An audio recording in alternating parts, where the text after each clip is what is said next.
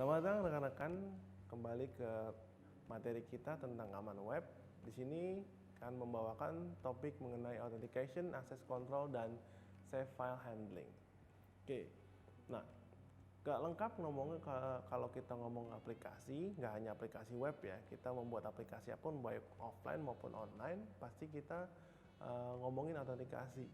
Nah, apa sebenarnya autentikasi? Autentikasi adalah kita memberikan sistem memvalidasi siapa user yang sudah terdaftar, yang menggunakan yang setidaknya yang valid menggunakan aplikasi bisa masuk ke dalam sistem.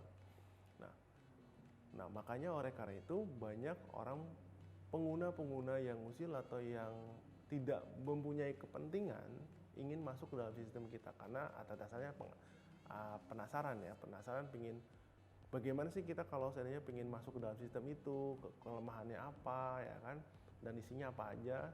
Nah, kita bisa meraup keuntungan di dalam aplikasi tersebut. Nah,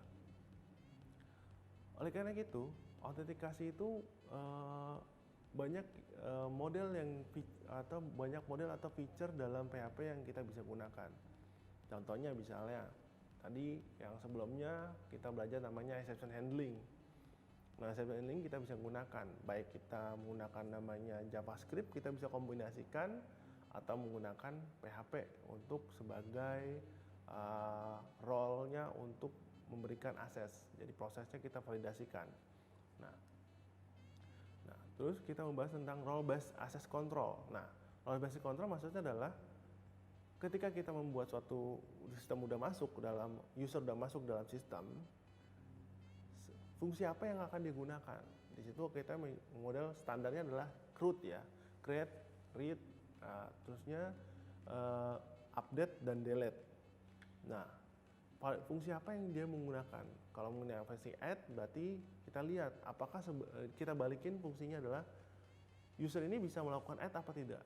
Kalau tidak, ya akan dipergunakan. Nah, makanya di dalam prosesnya kita harus validasikan usernya bisa menggunakan fungsi apa aja. Nah, kalau yang ketiga kita bisa menggunakan namanya fungsi validasi redirect. Maksudnya validasi redirect adalah ketika user itu masuk ke dalam aplikasi atau sistem, kita bisa redirectkan ke